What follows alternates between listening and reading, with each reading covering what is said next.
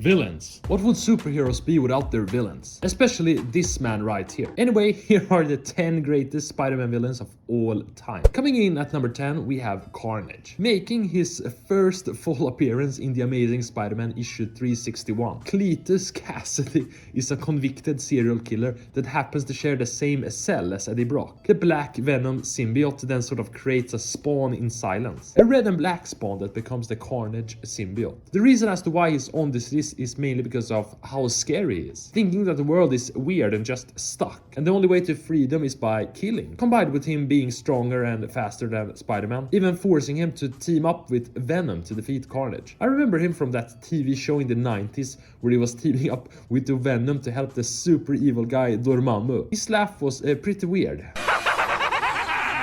Coming in at number 9, we have the Jackal, making his first appearance in The Amazing Spider-Man issue 129. Now you're asking, who the hell is the Jackal? Well, he was a professor at Empire State University that sort of fell in love with Gwen Stacy. Red flags, dude, red flags. Professor falling in love with much younger students. He became jealous of Peter Parker and just insane to the point where he created his alter ego, the Jackal. He blamed Spider-Man for Gwen's death and just swore to seek revenge. So he kept hiring different people to kill Spider-Man. That's until they confronted each other and Spider-Man just ended up winning, of course. But yeah, I forgot to mention that he was a scientist in genetics and biochemistry. And he used this knowledge to create clones of different people. One of them being the popular Ben Reilly, who becomes the Scarlet Spider. Yeah. Coming in at number 8, we have the Vulture. Adrian Toomes made his first appearance in The Amazing Spider-Man issue 2. An engineer that got screwed over by his business partner. So he developed some armor that he uses to become a criminal. Pretty simple origin story, man. But the reason that is on this list is that I remember him always making appearances in the early days as Spider-Man. Constantly fighting Spider-Man and sometimes getting the best of him. I remember them fighting in the snow once and Peter just got dropped on top of a building. After that, he was just stumbling around and revealing his secret identity to everyone. Coming in at number 7, we have the Kingpin, making his first appearance in Spider-Man issue 50. And just like the Vulture, he's someone that made a ton of appearances back in the day. A crime lord that wanted to rule the crime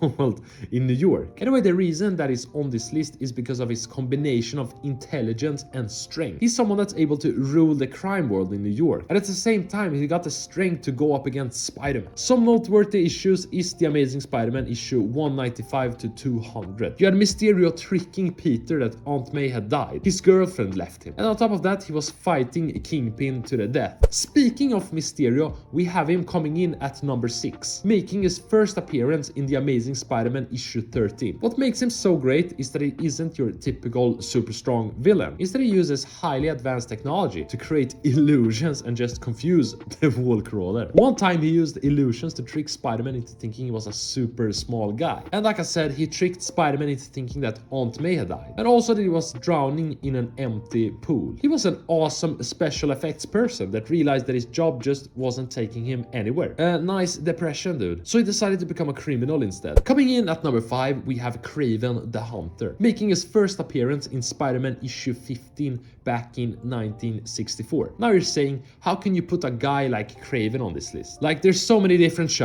Shut up. This is my personal list, dude, and personal opinion. And I just love Craven, especially in this new epic Spider-Man 2 game. Love him for the fact that he's so unique. The best hunter on the planet who seeks a new challenge. The challenge of capturing and killing Spider-Man. He's not motivated to have a power or a lot of money, but instead he seeks the thrill of the hunt. Of course, Spider-Man defeats him multiple times, but Craven succeeded in capturing Spider-Man once. He actually sedated him and buried him underground for multiple weeks. He was just buried alive, quote unquote killed by Craven. When Peter woke up, he was completely destroyed mentally. But as soon as he woke up, he had to capture this guy called Vermin, a rat man that forced him to crawl around in tight spaces in the sewers, just giving him PTSD. In the end of that story, Craven just ends up blasting himself and saying that he completed the hunt. Coming in at number 4, we have the Hobgoblin, making his first appearance in The Amazing Spider-Man issue 238, having quote unquote multiple identities. The main one being Roderick Kingsley. Similar to the Green Goblin, he's someone that wants to expand his empire and just rule the criminal underworld. Doing this by having Green Goblin-like equipment and strategically planning out every move. Anyway, the reason as to why he's on this list is because of the personal torture he put Spider-Man through. Transforming Betty Brown's abusive husband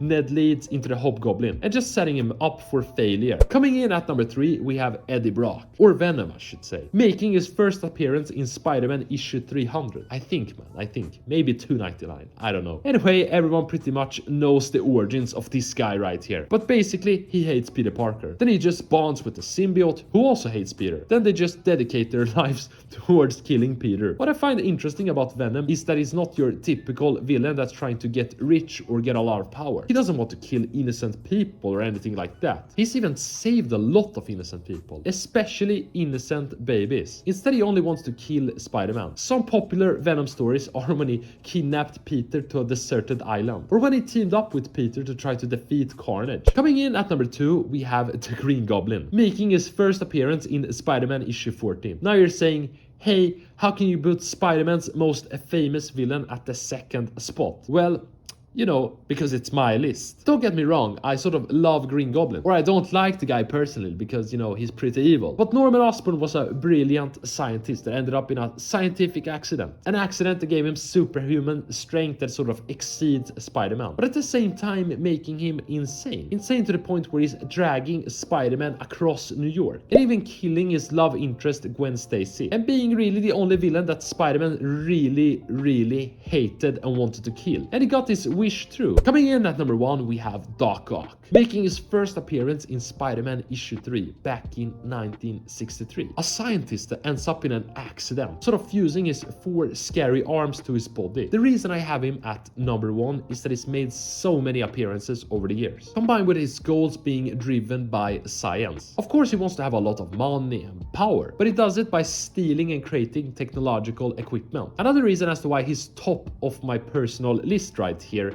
is because of the leadership role he's had over the years, especially when creating the Sinister Six, as well as him being the villain that sort of quote-unquote ended up killing Spider-Man in the final issue of the Amazing Spider-Man comics, completely switching bodies with him. Anyway guys, that's the greatest list of all time, no debate there.